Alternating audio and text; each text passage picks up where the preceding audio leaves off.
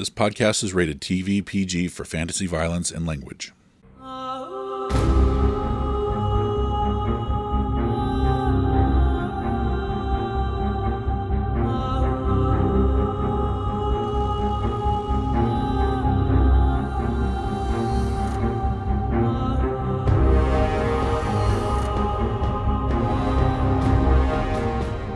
Welcome to Star Wars Birth of the Republic tabletop role-playing game. I'm Kirk, and I will be your storyteller. I am Andrew. I play Hakru, the Zabrak Scout. I'm Eric. I'm playing Lashara, the Bothan Noble. I'm Greg. I'm playing Dodd, the Human Scoundrel. Yeah, I'm Seth, playing Jad Markeda, the Rhodian Scoundrel. This is Mary, and I will be playing Rura, the Tagorian Scout.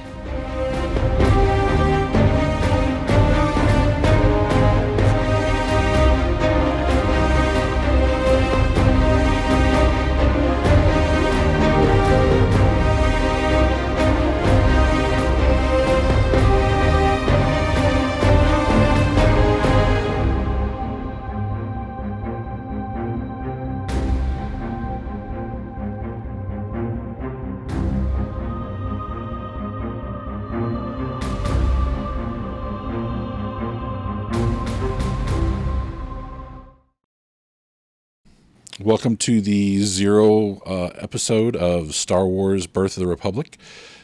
Tonight we're going to be doing the Preludes, and for the first time we're going to do it as like a table read. So we've written up our histories and written kind of scenes for them. So I'll be reading most of the text, and then we'll have people jumping in with their lines as we go through it.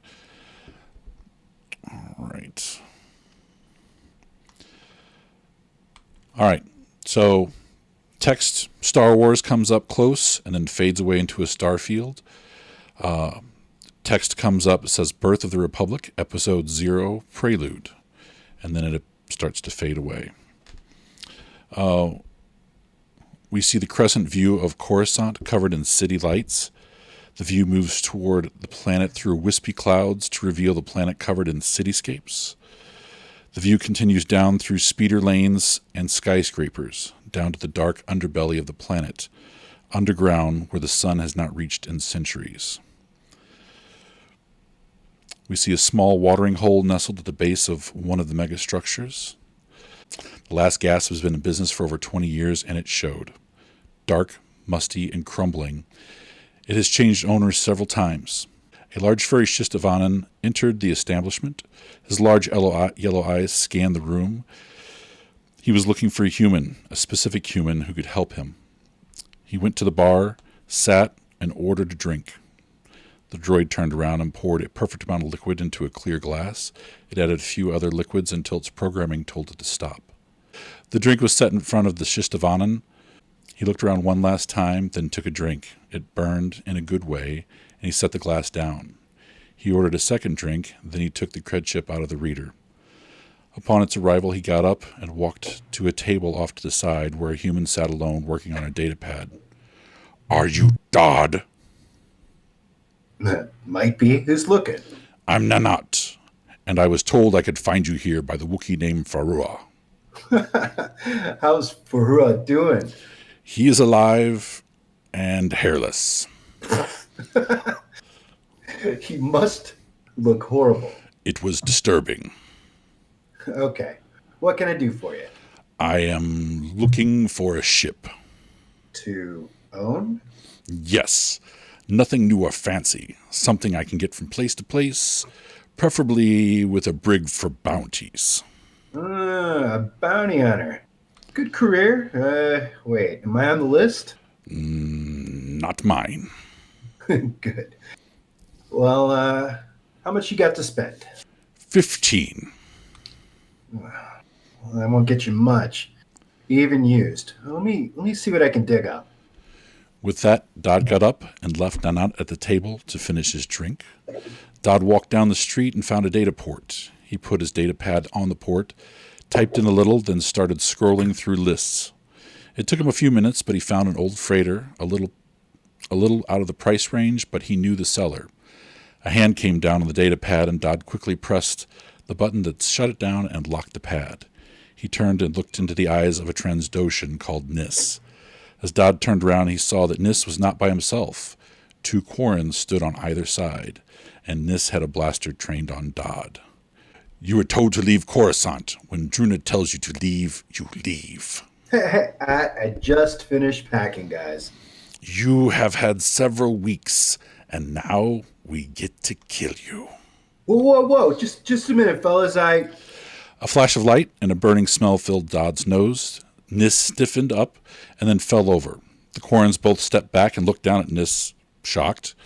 Another flash of light and a bigger Quarren, and the bigger Quarren fell to the ground with a smoking hole in his back.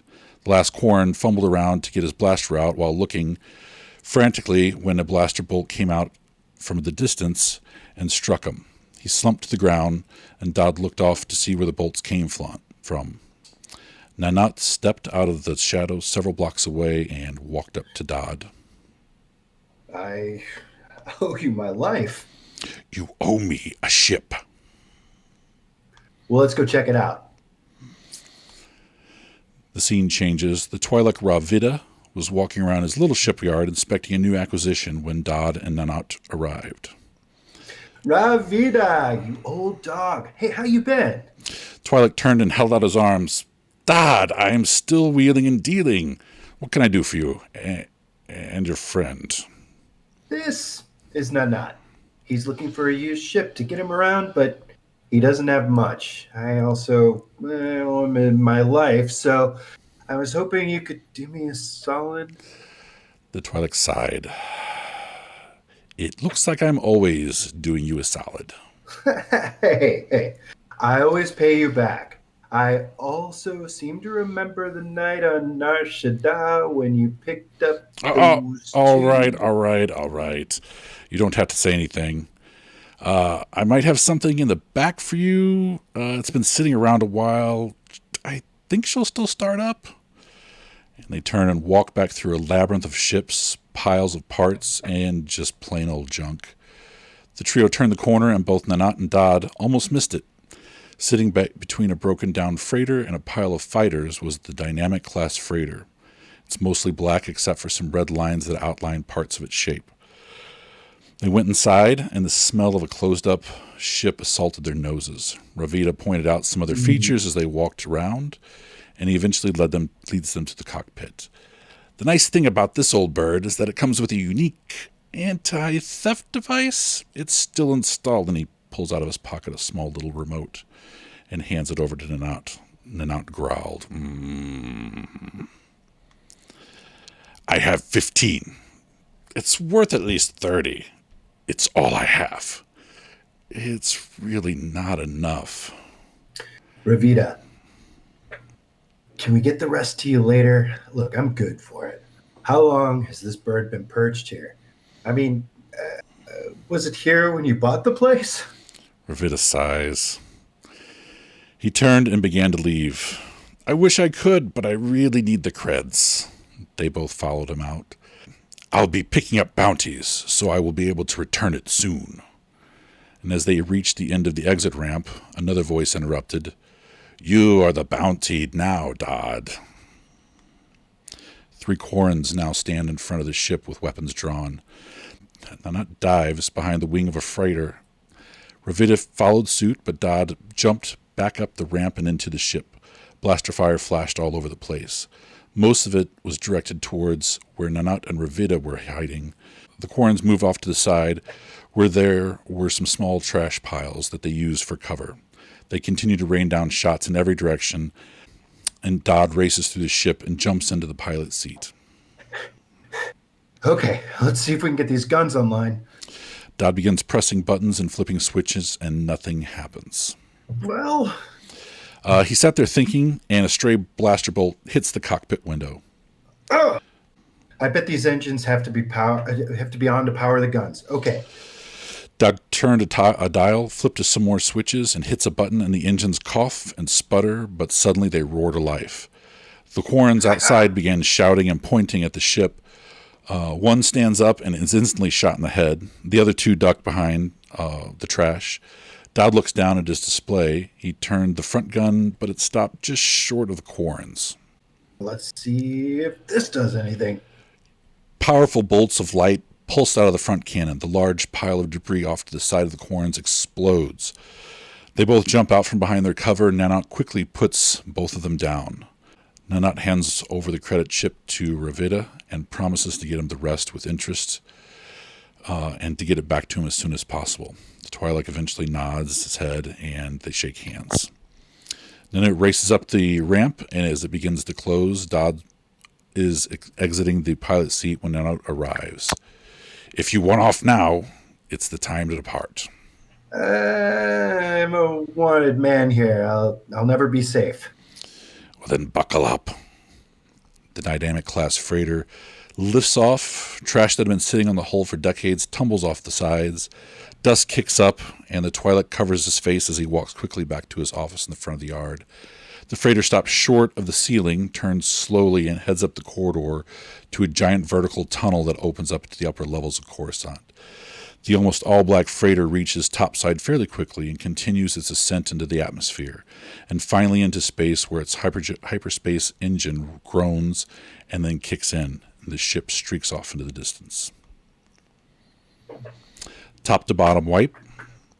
A red planet hangs in a star field, Dathomir. The view changes to planetside. A primitive encampment of stone homes with limited woodwork can be seen.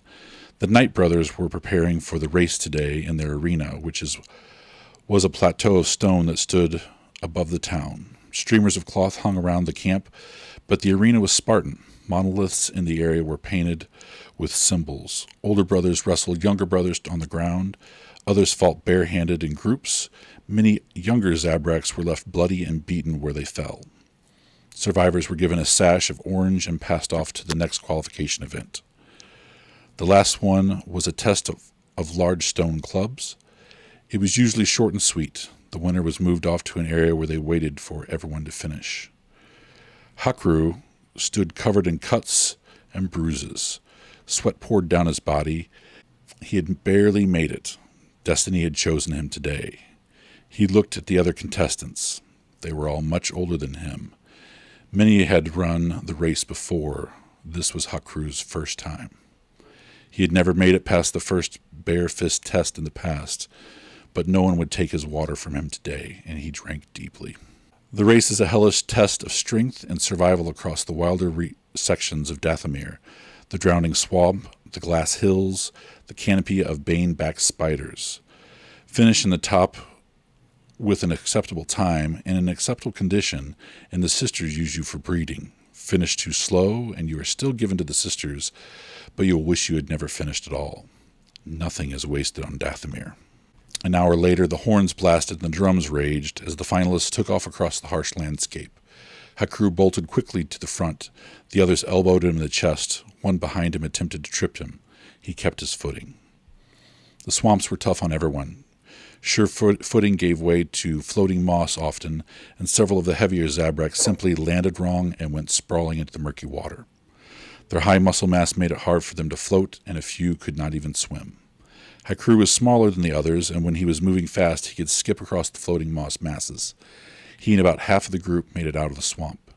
He had managed to stay in the front of the pack until they came upon the glass hills. Volcanic glass studded the entire hillside, and they had to go through it. This is where the others began to harshly beat and try to trip each other. Hakru was struck across the back of the neck suddenly, and he saw the ground coming up fast. He covered his face and with his arms, and they took the weight of the fall. The sharp glass buried in the sandy ground cut deep, and his forehead managed to find a piece of glass that slipped between his hands. It was a small cut on his forehead, but it bled profusely. He recovered, but now was in the back. He couldn't see for the blood in his eye, so he began to stumble his way through the hills. He continued on, pushing past the pain. The forest stood before him, and the dense canopy of bane-black spiders waited for him. He picked up speed, and it was all he had. The spiders would be riled up from the other runners as they passed through. He saw many of the moving shapes as he quietly sprinted through. His vision was still messed up no matter how hard he tried to keep the blood out of his eye. A large mass was ahead of him, and as he approached, he saw 2 Zabraks were on the ground, and 4 bane black spiders were dissolving them with acid. Suddenly, a 5th one dropped down and spat a stream of acid venom at Hakru. He felt the need to jump forward, as if it was the only option, and in one swift moment, he was on the other side of the spider. Hakru recovered and sprung up into a run again. It turned to follow, but it was not quick enough. He exited the forest, breathing hard, and his body ached all over. The blood had crusted, one of his eyes shut, and he thinks he may have pulled a muscle in his shoulder. He collapses at the finish line, dead last. The crowd is mostly dissipated by the time he finished. The winners were taken to meet the Night Sisters. As Hakru lay on the ground, he heard a voice. "Nothing is wasted on Dathomir. You will be mine to practice on." And green fingers of energy came up from the ground and lifted him up. The fingers closed around him, and he could not move. A diagonal wipe. Images of green flames surround a beautiful face. The Night Sister concentrates, and Hakru's body burns. He is torn apart. He is put back together. Bones are broken and grown back together. Sometimes she fails, and the pain causes him to black out. Sometimes he is awakened by the pain of her failure. "You are privileged to be picked for this training," she says. His skin is turned black from the magic coursing through him. "What doesn't kill you makes you stronger." They were in his mind, tearing it up and piecing it back together again. The one Night Sister was always there. Her eyes burned with a fire that caused him to shrink. Sula was her name. "Your destiny is strong. May you find your way." He could feel her hand on him. It burned. The muscles grew under the skin. He couldn't scream. Nothing is wasted on Dathomir. Bottom to top wipe. Hakru woke up in a small puddle filled with foul water. Nidak excrement tainted the water. It soaked into his open wounds. He pushed up from the surrounding grass and heard rustling off in the distance. He turned too fast and passed out. He woke up again in the night. He heard the Nidak all around him and knew that they would soon be feasting on his weak flesh. He would welcome it. He pushed himself up to his knees, and when he raised up, the world began to spin and he fell over unconscious. The noon sun beat down on him and cooked his body. The sweat mixed with the mud and the Nidak droppings to create a noxious vapor. He expected to be dead already. No such luck. He had to find shelter, otherwise the sun would drain him of all moisture. Crawling was all he could manage. His muscles burned. His head hurt, and he still found the strength to move toward a small covering of a fallen tree. As he slid down into the cool darkness, he bumped into several smooth objects. Could these be eggs? Kindra eggs? Before he thought about it, his hands had cracked open an egg and he sucked out its contents. It had been many days since he had eaten. The egg went down smoothly. He rolled onto his back and reached over his head and grabbed another egg. He cracked it with his teeth and let it drop into his mouth, and he continued to do this until his stomach convulsed. The pain of a full stomach was a new, welcome sensation. He finished the nest and crawled out to find another shelter. I don't want to be here when the mother returns. We have another top-to-bottom wipe. For days he wandered, the same thing over and over again. Shelter, food, water, shelter. His food findings were getting less and less, and water was also very hard to locate. I can't go home. My brothers would just give me back to the Night Sisters in hopes for some kind of reward or status. Better if they just kill me. But I do not wish to die. Suddenly, overhead, a dynamic class freighter emerged from the clouds and set down a little ways from him. My escape! He stumbled until he was able to jog. He moved as quietly as he could. He eventually found his way to the ship. The owner was a large furry creature that Hakru was not certain he could take on a good day. As he watched it, the large beast stalked off in the opposite direction. Hakru waited a few minutes before he approached the ship. The ramp was still down. He approached it and stopped and listened. His legs quivered, his back hurt. He didn't hear anything, so he went up the ramp slowly. He was not sure he could run anymore. The ship was cool inside, and it felt welcome on his skin. He found his way to the cockpit and was surprised that he knew how to fly this thing. The memories came to him as a green flame. The Night Sisters must have given him the knowledge through their magic. He started up the engines. Thrusters lifted up the ship and retracted landing gear as well as the ramp. He began to throttle the engines up, and the ship jumped forward and veered up into the red Dathomir sky. Suddenly, the controls went dead. Warning lights began to flash on and off. Loud sounds assailed Hakru's ears. It was all very overwhelming for him in the current state. Suddenly, the ship tilted down sharply and began landing procedures. No matter what he tried to do, nothing responded. The controls were dead. The ship quickly and efficiently landed with a thud. As Hakru tried in vain to reset the controls, he didn't notice the roundish droid floating up behind him. It already had its stun probe extended. Stupid ship! Why won't you work? Work! Blue energy arced all across Hakru's body. Blackness enveloped him. Right to left wipe. He opened his eyes to see the ceiling of a room. He turned his head to see the large, furry creature sitting next to his bed. Welcome back. You look pretty beaten up. Pretty hungry, too. Here's some spacer juice. It'll hydrate you. It has protein to feed you. It also has some energy compound to help you recover. He passed the small orange bottle to Hakru. I'm Nanat Estadat. I'm the captain of this ship. You know, the one you tried to steal? Where did you think you were going, anyway? Away from Dathomir. Anywhere. Well, I usually charge to haul people, but it doesn't look like you have anything I can use.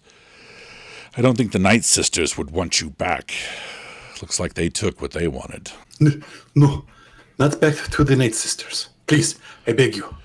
How were you able to fly this beast? She isn't the easiest to handle. I just knew how to fly her. Interesting. I could use a good co-pilot. I could train you as much as I know, and you could work off your fare. Does that sound good to you? You would let me join you? Even after almost I took your ship and left you on Dathomir? No, I mean, you never really could steal the ship. I have a remote that causes it to land pretty close to me if anyone tries to take off without me on board. Oh. Sure, you could join the crew. No harm, no foul. What do you say? Hakru. The two shake hands, and it's another hard wipe. The Lethic-class armed freighter floating in space. View of the interior, the brig. A Rodian sits in his cell. He is dirty and has a torn jumpsuit on. His head rests in his hands. The door to the room opens, and a tall Arcanian male with white hair and white eyes enters the room. The door closes behind him, and he stands still, inspecting the Rodian, who was recently his second. I still can't believe you killed him. Poison, too. Why? No, I didn't. Someone else on board did. We found the canister in your quarters, and the notes were in your handwriting detailing that you were going to put it in his food because it was going to mask the taste. The Rodian looks up at the Arcanian. Tigverum, if I was going to kill someone, I would just blast him in the face. It's not my style. You've known me for many years now. Come on. Jad, you're my second because you follow orders. You are good at not asking questions, and you aren't first material. The first has to be good at reading the crew, gaining their respect, knowing their strong and weak points. I have no desire to be the first. I know what I'm good at, and that's being the second. Tig stood there for a moment pondering. I guess we'll drop you off the next set down. We're in the middle of tracking some Togorian pirates first. The Crying Minok really could use you. It's just too bad. With that, the Arcanian turns and walks out of the brig. A side wipe. Crying Monarch, a Lethix-class armed freighter, is maneuvering through space, firing weapons at two YT-2400s light freighters. The Crying Monarch, a Lethix-class armed freighter, is maneuvering through space, firing weapons at two YT-2400 light freighters. All are heavily damaged. One of the YTs takes a heavy barrage of laser fire, and the engines go dark as it begins to list to one side. The Krang Monarch turns to the last YT, the Sholu, and begins to train all weapons on it. The Sholu turns back and fires at the Crying Monarch, taking down its last flicker of shields. The Sholu fires its engines at full power and steers directly into the Crying Monarch. Both ships are left crippled. Cut to inside of the Crying Monarch. The bridge is wrecked. Bodies lie everywhere. Captain Tig pulls himself up from the wreckage to his seat. Use the thrusters to dock with that ship. Maybe we can salvage parts we need to fix the Minoc back up. Hopefully they have some valuables as well. Anama, see to it. Yes, Captain. The orange Cathar stands up from the ground. She walks over to the communications panel. All hands prepare for boarding. The captain walks off the bridge. Right to left wipe. Togorians fought back against the crew of the Minoc as they invaded the Shlu. It seemed like both sides lost crew members for crew member as they plodded on. Captain Tig was out front blasting away when he was struck in the arm. He fell to the ground, dropping his blaster. What was left of his crew passed on as they yelled for the captain to fall back to the ship. He began to argue when an orange hand fell across his shoulder. Captain, get back to the ship. We'll take care of this. I can go on. Captain, please. I'm your first. It's my job. Now go back. Tig scowled and turned back to the Minoc. He stopped when he got on board and walked down toward the brig. The door opened and he walked in. Jad stood when he entered. We've lost a lot of good people today, Jad. I really needed your help. I want to help. We still have to figure out what happened to Zab. If you didn't kill him, then who did? A blaster fired, and Captain Tig fell forward. It was me. The orange-furred Cathar female slowly pointed the gun toward Jad. Anama, why? Simple. I want to be the captain. Now I am. Captain of what? A broken ship and a dead crew? There are a few left. I'll figure it out. I just have to tie up a few loose ends. And that means you. Blast fire rang out, and Anama hit the floor, landing on Tig. A badly wounded and bloody Togorian stood in the doorway swaying. Help. She squinted and fired the blaster before she passed out. The bolt destroyed the control panel for the cell doors. Jad moved over to the Togorian. He saw her injuries were severe and that he had to get her to a med chamber immediately. He picked her up and walked to the cargo area where the crew kept their only med chamber.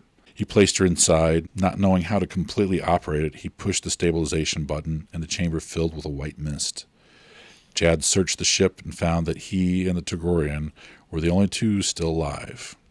He tried to see if the other ships were still around, but he was unable to locate any, and not knowing much about their ship repairs, he decided to clear the bodies out and move any valuables he found to the Minoc. We get another side wipe. The Dynamite-class freighter, Ripper, slips out of hyperspace. Look for anything in the area. This is where the pirates usually travel and ambush. Hakru did a mild sweep of the area and turned to Nanut. Looks like there are 2 ships docked, but they are both listing. Might be a trap. Maybe, but there's a lot of debris. It looks like they rammed each other. It means those ships aren't going anywhere soon. Pull up to, one of the airlocks. Let's go have a look. The Ripper pulled up next to the coupled ships and used its thruster to match their spin. The docking port clamped on, and the docking doors opened, and Nanut and Hakru stepped inside. Nanut looked back at the roundish droid floating in the hallway. L8O, get Dodd and tell him to keep an eye out for other ships, and call us if you spot any. L800 chirped in understanding and floated away toward Dodd's quarters. The two pulled out blasters and started to inspect the ships. They stepped over Togorian bodies and eventually came to other races. Looks like the Togorian pirates met their match. This other crew is a mix of races, but Togorian pirates don't take on other species. It also looks like this ship has been cleaned out. Let's head over to the other ship. There are probably survivors on the other ship on board. We need to be cautious. Agreed. The two continued on until they came to the cargo bay of the Crying Minoc, where they both stopped. They smelled food being cooked. And as they approached, they saw Rodian cooking an elaborate meal next to a med chamber. Are we late, or can we make reservations? The Rodian spun and started to reach for his blaster belt, but Hakru stepped near him. Jad stopped. We can shoot you, or we can talk, or we can leave. What do you prefer? Talk? He put his hands up, and Hakru picked up the blaster belt and stepped back. Nanut lowered his blaster. Who's in the chamber? A person who saved my life. Is this your ship? I guess. Is this your bounty? Nanut gestured to the full cargo hold. Absolute. Do you need a ride? The Rodian looked around at the broken ship and his savior in the med chamber. Yes, we both need a ride. How much? 2/3 of all of this. Half. Split 4 ways. Deal. I'm Nanut, the captain of the Ripper, and this is my co-pilot, Hakru. We get another side wipe. This is Kirk. We are recording Mary's backstory at a later date. She was unable to join us for the first 5 or 6 sessions, so I am splicing this into everyone else's backstory. And here we go. Bottom to top wipe. Tagoria, Garden City. The sun is hot and the summer air hazy. The bright mardigan flowers perfume the balmy afternoon. The gray-furred Togorian lay on her back, arms folded behind her head, half hidden in a raised flower bed. She cracked one blue eye open when a shadow finally comes to rest across her face. Recognizing the older, white-furred Togorian female who is disturbing her, Rua deliberately shuts her eye again and does not move. Aren't you supposed to be watching the kits? I traded time with another minder. They're fine. You traded time to just nap in the flowers? No, Aunt Mira. I traded time to do anything other than kit sit or garden. I was watching the ships drop and dock. The flower bed happened to be a comfortable place to watch the sky from. The nap just seemed convenient afterwards. I see. With her eyes shut, Rura can't see the gentle, knowing smile on her aunt's muzzle. Mira carefully arranges her expression to be stern and places her hands on her hips before speaking. Rura, get up out of those mardigans this instant. Not daring to disobey a direct order, Rura grumbles her way up and hops nimbly down from the flower bed. She begins carefully brushing off the little soil that stuck to her gray fur. She keeps her eyes downcast, so all she hears is the sarcastic tone as her aunt speaks. She doesn't see the mischievous sparkle in Mira's eyes. So, you're determined not to mind the kits and you'd rather watch starships. I guess you'd prefer to tour a ship rather than tend the harvest? Rura rolls her eyes. Of course I would. She then catches sight of her aunt's smiling eyes. You're not serious. I'd love to see one up close, much less the interior. I'm serious. One of the ships that just landed is the Chalou, where my mate is an officer. I came out here to ask if you'd like to meet him and see his ship. Rua is practically purring as she hugs the older Togorian. Oh, thank you, Aunt Mira. Diagonal wipe. Tagoria, Garden City Spaceport. The spaceport is on the very outer edge of the city. It is small with a handful of docking bays, all of them empty save for the 2 recently descended YT-class light freighters. Even here, the female Togorians make it clear that this is their city. There is low-growth greenery all around the port, planted, it seems, just outside of the range of landing repulsors. The Garden City certainly lives up to its name. The female Togorians are greeted at the lowered ramp of the Chalou by a tall black Togorian male with white stripes.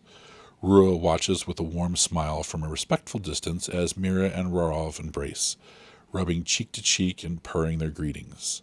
Mira has calmed ahead to let her mate know that they were on the way, but Rura also knows that this is the first time in more than a year that the mated pair have seen each other. Most Togorian couples only cohabitate for a month or so each year, but Mira and Rarov have even less time to spend together because of his off-world hunting. She waits patiently until the 2 break their embrace with a last whisper and a last nose lick before she steps closer to be introduced. Ralph is proud to show off the inner workings of the ship where he is mate.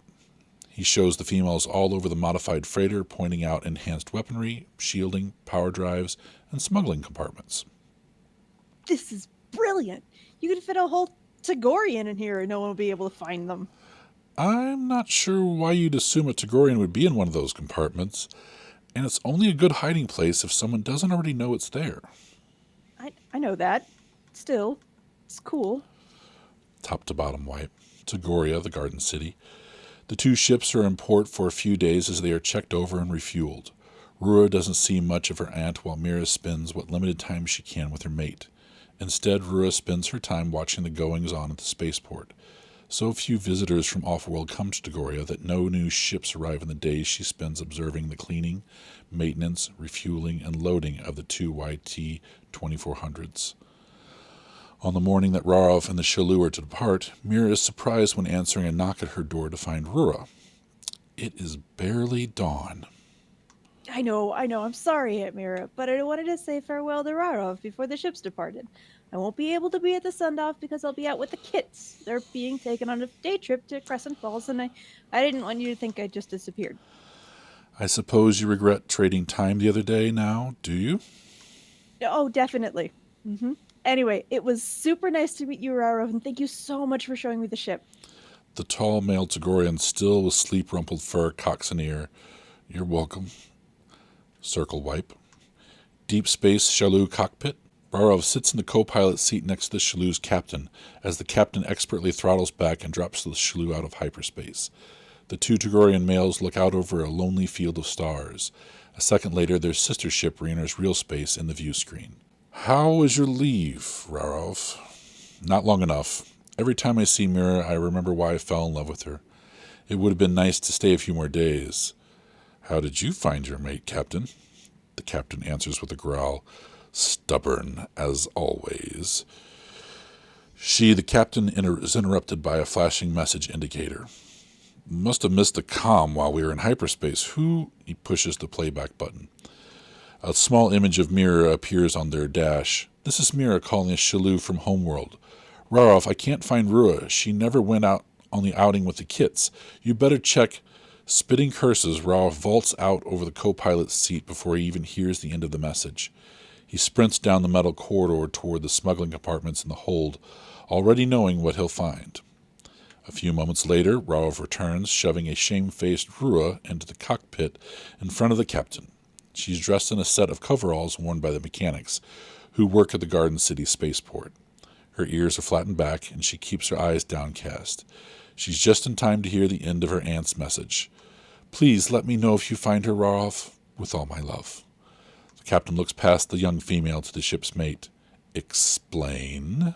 She's my mate's niece, Captain. She must have snuck onto the ship the day we left port and hidden herself in the smuggling compartment. No one checked because we weren't taking any cargo off-world. The captain lets out a growl and slams his fist in the back of his chair in anger. This is a damn hairball I don't need on a run. What the hell are we supposed to do with a stupid teenage female in the middle of a raid? This is your problem, Rarov. Keep her out of the way and out of my sight until we make next planetfall. We're going to leave her wherever. He's interrupted by a sensor alarm and a direct comm alert. Moskoth to Shalou, incoming. Doesn't look like a mark. She's armed and armored to the ears. The Shalou is suddenly rocked by a direct hit. The captain swings himself back in the chair and takes the controls just in time to roll out of the next barrage. Rarov shoves Rua into the jump seat and growls at her to strap in as he dives for the co-pilot's chair. Who the hell are these guys? Sidewipe. Deep space.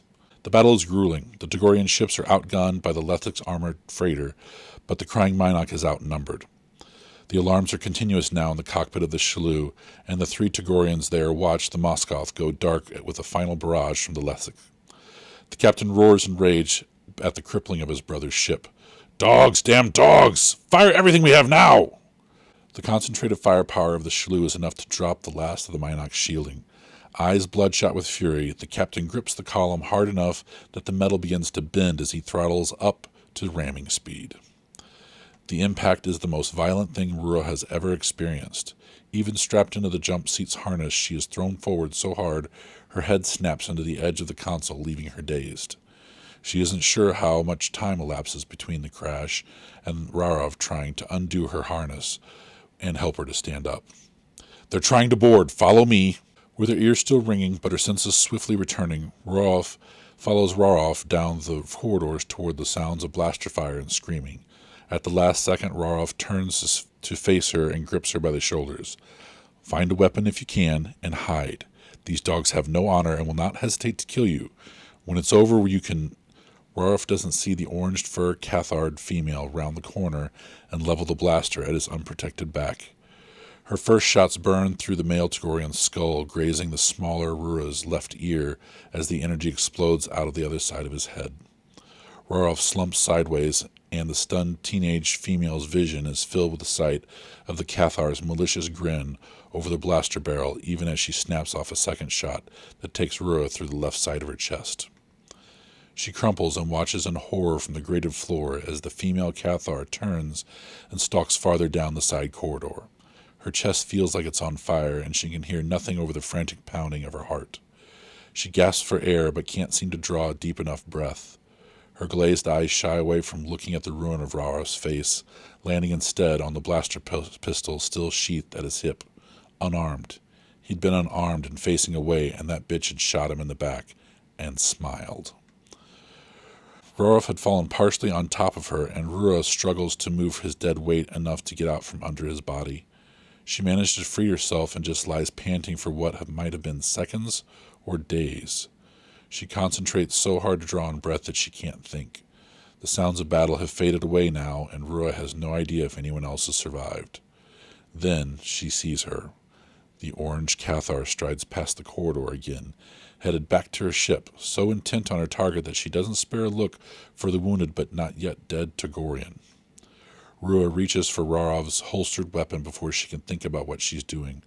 Her breath hisses and gurgles in her ears as she struggles to her feet. She leans heavily against the corridor bulkhead as she forces herself forward, with no thought but the orange-furred bitch dog ahead of her. Top to bottom wipe, crying Minot brig, Rua reaches the brig just in time to watch her enemy shoot another sentient in the back. She staggers forward one more step before the Cathar can notice her. Rua isn't sure if she can hold the blaster steady enough to kill with the first shot. Her vision is darkening and she tastes blood as she pants and gasps for air. She fires as the Cathar is leveling her own weapon at someone in a cell. She doesn't miss. Blackness tunnels her vision, and it's all she can do to focus on the lock panel, squeeze the trigger one more time, and beg the only other living creature on either ship. Help. View of the capital city of Devstarn on Bothawi. Large mountains on either side nestle the city in a broad valley that points toward the ocean. Numerous parks, spacious malls, and open plazas are connected by well-manicured streets, with repulsor-powered trams and transit tubes running above and around the simple buildings. The organic architecture of the central city is based on abstract natural landscape features, as well as the vast flora of Bothawi. The view moves over the city to a simple but spacious building that sits in the first band of modest estates at the base of the mountains. We move across an ornate wall and a gate into a balcony where an older male Bothan sits at a table drinking a steaming mug of liquid, and he's reading the daily news on a holopad. He is tall for a Bothan. His brown fur was long but well-groomed, and he looked regal. The dignified beard had grown long but was straightened and fastened back with a clip to form a large loop under his chin.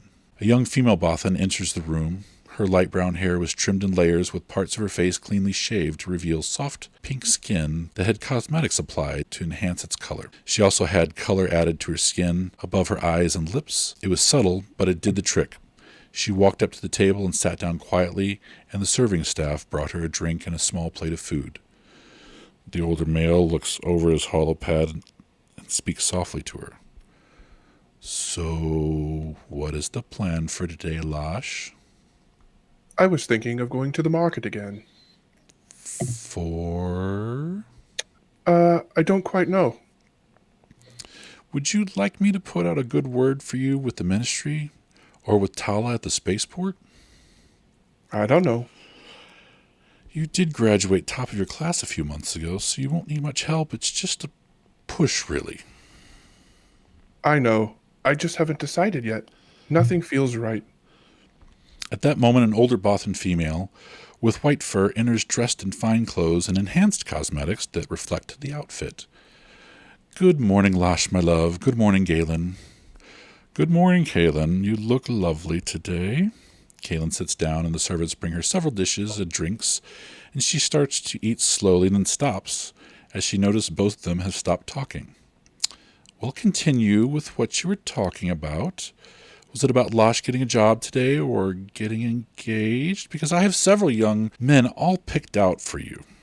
Lash looked up at her mother, annoyed. Galen noticed that Lash's shaved cheeks reddened where the makeup was not applied. "No, I was actually asking if she could run to the market for me today." Lash cut her eyes to her father. He looked at her over the holopad again and gave her a wink. Lash jumped up. Right away, Father. She kissed him on the cheek and bounded out of the dining room. "Galen, you're going to spoil her rotten. She is never going to secure a political union with one of the other houses if she spends all of her days doing nothing." Kaylin, I will spoil her as much as I spoil you. Give her time to find herself. It has to feel right. His face disappears behind his hollow pad to hide his smile, a diagonal wipe.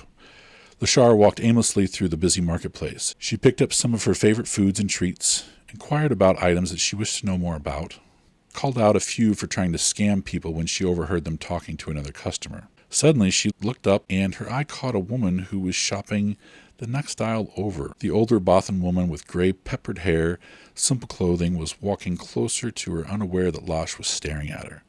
As the woman got closer, Lashara's vision began to swirl as if she was looking at the woman through a tunnel of light. A series of images and feelings whipped through her mind.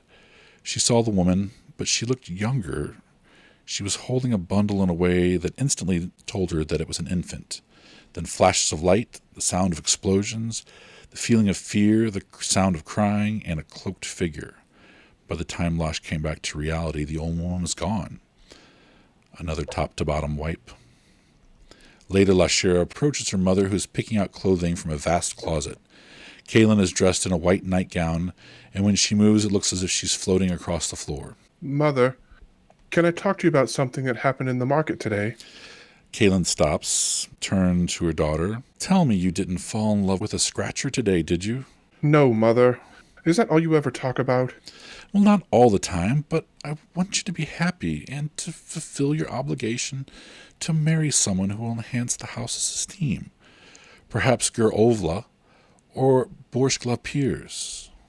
Mother, please. I had a strange encounter when I ran into an old woman at the market, and I had a vision. Her mother's face contorted into a look of disbelief and disgust. Caffrey women do not have visions. You are the oldest daughter of a royal house of Caffrey, and you have responsibilities to it. I will put up with a lot of mindless affectations, but I will not have my daughter embarrassing our family with lunacy. Now I expect that you will put it out of your mind and forget the experience. Do not mention this again. Lash's shoulders shrank. Yes, Mother. Left to right wipe.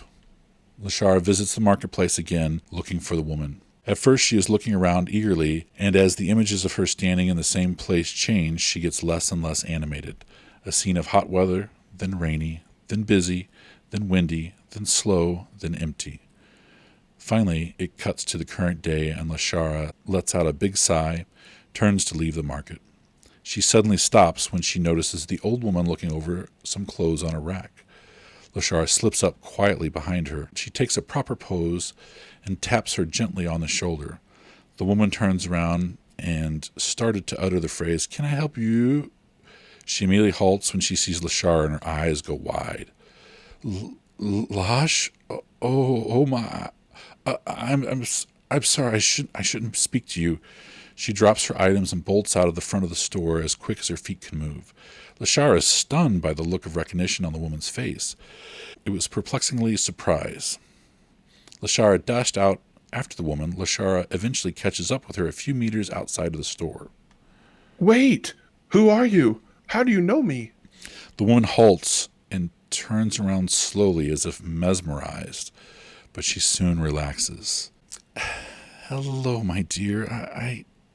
I guess you wouldn't remember me, would you? I was formerly in the service of your house. I was the acting nurse the day you were born, and I was there the day you were almost stolen away. Oh, what a day that was. Your poor mother almost didn't make it, you know. Then that man showed up and demanded to see you. There was such a big kerfuffle, as I remember. Your father was not pleased. Not at all. It looked as though there would be a fight, which is quite a scene for us Bothans, fur all ruffled and standing on end. What a sight for our nobility. Before I knew what was happening, that man snatched you away from me. He shouted something in another language and walked out the door. A few moments later, I heard a lot of blaster fire outside, and then there was a large boom. And when I ran outside, I saw you lying on the ground, crying, with your blanket all awry. That man was gone, and the generator shed was on fire. I can't believe I have to go. Tell your mother I'm sorry. Please don't follow me. I really can't help you. That's all I know, I swear. And she turned and started to move away in a hurry. She called me Lash. Left to right wipe. Later that evening in her father's study, Galen finished stirring the coals in the fireplace and sat down with his pipe. What is on your mind, Lash? He motioned for her to sit. She remained standing. I met my old nursemaid today, and she told me about the night I was almost taken. Lashara, I had hoped this day would never come. But alas, it seems that hope was not enough. You're a grown woman now, so it's time you learn the truth. Your mother and I, as you know, were arranged to be married. But what you don't know is that I hesitated on making that joining of houses complete, partially because your mother was not at all that fond of me those days. Her eyes were briefly set on another man, and I could hardly blame her. I was enthralled with my new career at the time and was even busier than I am now. I had no time to give her, which is all she really wanted. She deserved so much more. But I couldn't see that. And apparently she gave in to her young desires and spent some time with this other man. This secret relationship ended up with your mother becoming pregnant. Pregnant with you, Lashara. Lashara stares, mouth open, with tears starting to form on the edge of her eyes.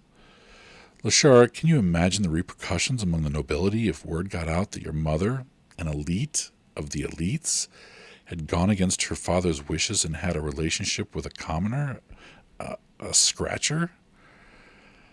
My father would have been furious. It would have driven a huge wedge between our houses, and hostility would have become inevitable. Your mother and I made the decision that we'd be married right away, that I would treat you as my own daughter.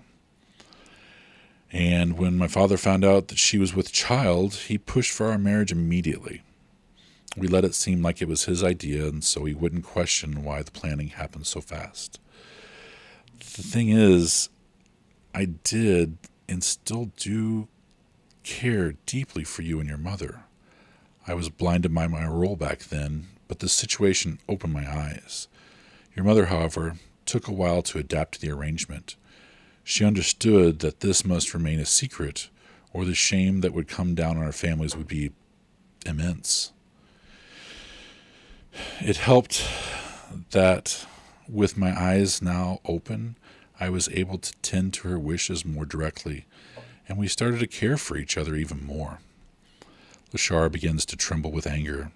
She didn't notice her mother quietly standing in the doorway. To make matters worse, we thought the secret was safe. That is until a few days after you were born. One evening, your real father showed up and demanded to see your mother. She'd had a very difficult delivery. She was still recovering, and she was bedridden.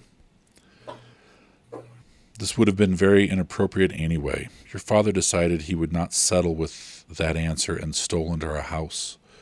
He went straight to the nursery where your nurse had you wrapped up sleeping. The nurse was caught unaware as your father ran in and snatched you right out of her arms. He made it as far as the courtyard before the guards opened fire. Somehow the generator was hit and exploded in the cross-blaster fire. When the smoke cleared, your real father was gone. No body was found, and we have to assume that he escaped. We notified the regional security and told them a baby thief was on the loose, but our shame wouldn't allow us to tell them who he really was. Not that it would have mattered. He was never found. Most of the household staff were replaced over the next few months as rumors were starting to fly. We swore them all to secrecy about the incident before they left. Your nurse, Morella, departed just a few days after your mother recovered, none the wiser of who she really saw that night. We asked her to keep the day quiet and never talk about it again. Your mother threatened her reputation and ability to work in other nobles' houses to make sure she was compliant. All of this to protect the family honor, mind you. Life returned to normal as the weeks turned to months and then years. Your real father was never seen again. Lashara's lips curled in anger. I completed my promise and never looked back. You were part of the Caffrey family as much as your brothers and your sisters, and you are a woman now and can operate as an independent entity. You are also entitled to your portion of the estate, the wealth, and your inheritance. Hopefully this entices you to keep this information between us and your mother. You know what's at stake if you don't. Your grandparents still don't know of these events. It wouldn't be proper to throw that all away now. Lashara, overwhelmed by all this information, slapped her father hard across the face.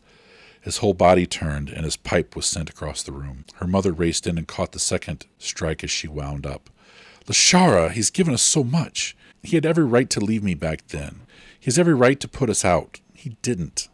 He chose to keep our families intact. He chose to love me. He chose to love you. You have to respect that. I will not have you disrespecting him when it was me and my naivety you should be angry about. Tears broke free and danced through Lashara's fur. I'm sorry, Father. I wish I could take it back. Lashara, I do love you. I regret that you had to find out this way, and for that I am sorry. He turned and walked out of the study. Kaelin let Lashara go and turned around. I'm not sure what else to say now. What else do you want to know? Can you tell me anything about my real father? I don't have much to tell, to be honest. We met at a court banquet. He seemed dashing to me. I fell in love with him without thinking. We only saw each other a few times in secret. I knew even then it wasn't fitting for me to be alone with him, with the arrangement between Galen and me. I was so naive then.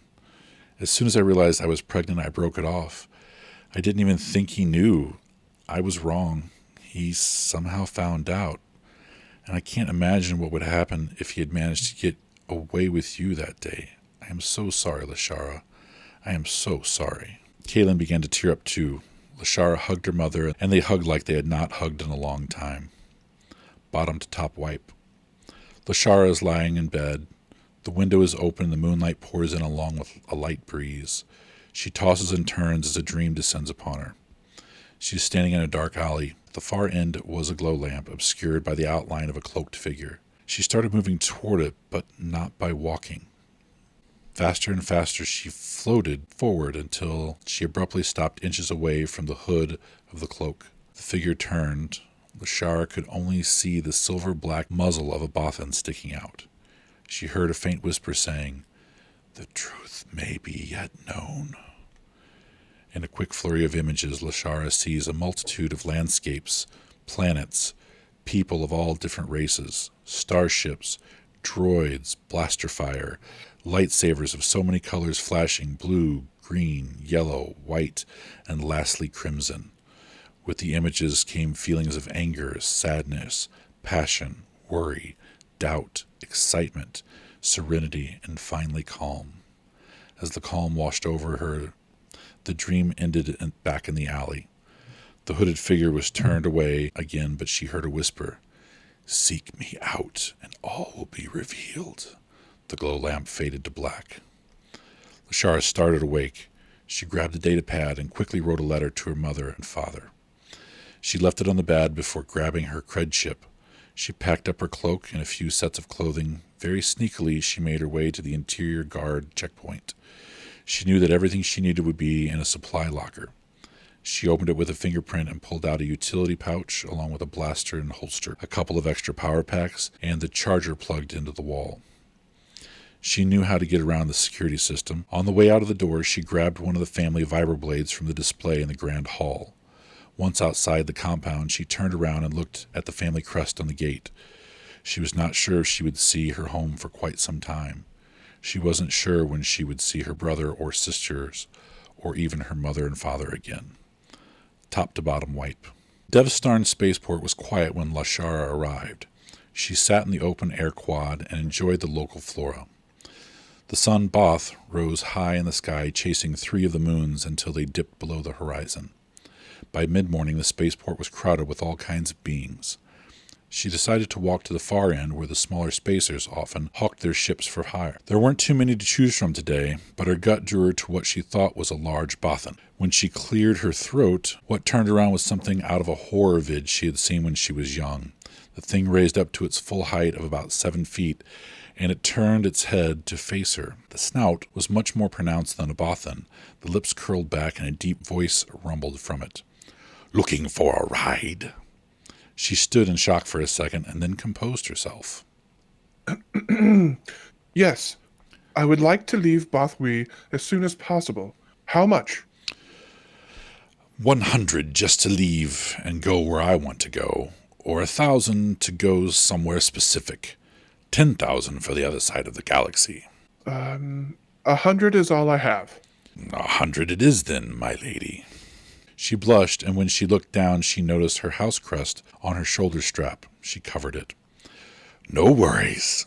Welcome to the Ripper. The mostly black dynamic class freighter waited patiently for its newest passenger. Lots of reading. Good work. Is everyone okay with it? Yeah. Yeah, it sounded great, man. Okay. Yeah. I'm just disappointed that the didn't happen as soon as you got done, you know?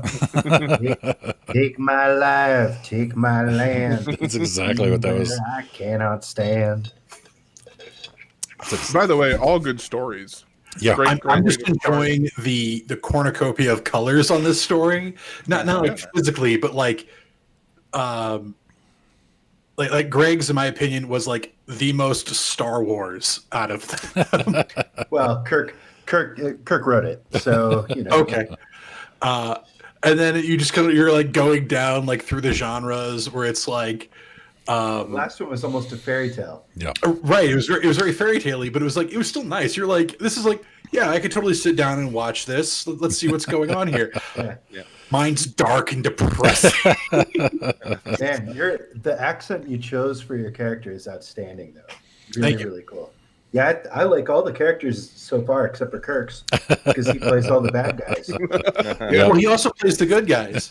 Whatever. He currently, right now, Kirk is 100% understanding older men. True. So hopefully I can keep up the voice for Nanat, because I keep thinking of him as he's Worf's brother. That's what I keep trying to envision when he's talking. Tony I can't Todd. remember. Tony Todd. Yeah, he's so good. So good. So we'll see. Hopefully I can keep it going. To me, you sound like you sound like Cad Bane a bit when you do it, which is fine. Yeah, he's really gravelly. Yeah. I love Cad When Bane, though. Cad Bane's an awesome character. Talks really low. Go Dave Filoni. No shit. Yeah. Does he voice Cad Bane? That I don't know, but he was definitely his creation. Yeah. Yeah. I almost was a Duro just because of Cad Bane. But I thought, nice. We got to have at least one human. Yeah. Right. Yeah. Go ahead. I'm sorry. I wrote Lashara's backstory, but the noble part of it, you're right, Andrew, that she's not quite Star Wars yet, but she's going to be Star Wars real quick.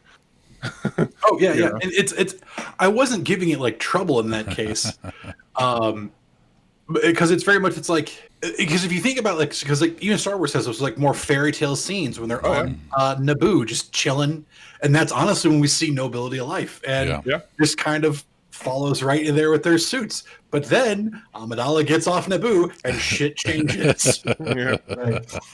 So that's kind of where I was seeing that happening. Yeah. Everyone's shooting everything. I like Lash's innocence. I think that's pretty cool. So it's gonna be a cool story of discovery. Yeah. Absolutely. Whereas, man, your story just happened, so I'm able to remember your character's name. Andrew, what's your character's name? Hakru. So Hakru, I feel like he could go one of two different directions, right? Here's a person who's used to an incredible amount of savage abuse, right? And now all of a sudden he's surrounded by people who seem to trust him and treat him well. That could lead him to feel really alienated, or he could be really like open arms and embracing it. Yeah. It's interesting. Meanwhile, Seth's character, I think, is a lot more like my character in that he's not quite totally an opportunist, but like I could see him being the kind of character who like things just kind of happen around him and it works out well for him and he's left grinning. Like Yeah, don't look a gift horse in the mouth, Yeah. you know? right, That's exactly. So I'm excited. My character's a little more Lando than I expected, but it's cool, man. I love Lando, so I mean, Well, I have to applaud you, Kirk, for starting the game this way. I've never started with a prelude like that, and I feel like I know these characters a bit, kind of like what Greg is saying. And a lot of times it takes multiple sessions for you to find out who you're playing with, and this just dumps us all together. But we have some knowledge. It's awesome. Thank you. Go ahead. Oh, Just agreeing. Oh yeah, but one thought I was just having, because the way I've kind of wrapped my head around, is it Jad or Jade? Jad. It's like, because reading back over his story, there's very much like all this terrible shit's coming down around him. You know, space pirates are blowing up. He's being framed for murder, and his response to this is, "Oh man, I Right. videos tonight." Yep. right. Yep. I'm cool with my place in life. I like being second. That's right. Yeah. Right. It's like oh, you lovable oaf. Yeah. You himbo. Let's go. So what's cool about this, though, in my opinion, is that like one of the reasons I got out of gaming is in my early years of playing games, I always wanted to play the dark, brooding anti-hero, right? And I just would play that character every time. Yeah. Eventually, everybody around me started playing the dark anti-heroes as well. So I'm like, well, this is way less fun. Right. I feel way less special. But now we can avoid that whole, so Right. who are you again? Right. Yeah. How can I trust your motivation? Yeah. You know, that kind of thing. It's nice. Yeah. We had an adventure where we were on this boat and nobody trusted each other. Oh, that was And horrible. there were great. There were barrels of blood on the boat because we were playing vampire, right? And somebody decides they're going to go and drop a bunch of their own blood to try to make everyone else their thralls. And it's just like, oh God, it was terrible. 1600s vampires. So it's like Mm-hmm. on a boat to Constantinople from Rome. Yeah. Nobody knew what happened. We had private stocks of blood. It was all fucking tainted. So we were all getting blood bound to one person. And we're desperately trying to find out who it was. And oh God, I should have just hit the fast forward button on that stuff. And then like, I think we wound up burning Then we burn the boat into the water and throw out all the blood. And right. all of us were like 2 steps out of 3 blood bound to one person. And we really didn't know who it was. Yeah. Ugh, so frustrating. But it was great. I mean, it's one of those stories you talk about. Right. So, do you have like the next step set up for where we want, or do we need to make decisions so you can start building what you want to do? I have it kind of roughly framed, and that'll be in the crawler. And I think that's what we'll start next time with, is the crawler. Kind of explaining what the time frame is. We're about like 30 years before Yoda is born. So that's roughly where we're at. What is common knowledge? We might as well do a little bit of a lexicon of common knowledge in the current era. Current era. Let me get the crawler up real quick. So the Jedi are around, but the Sith aren't. The rule of 2 has just come into play. Come into play, yeah.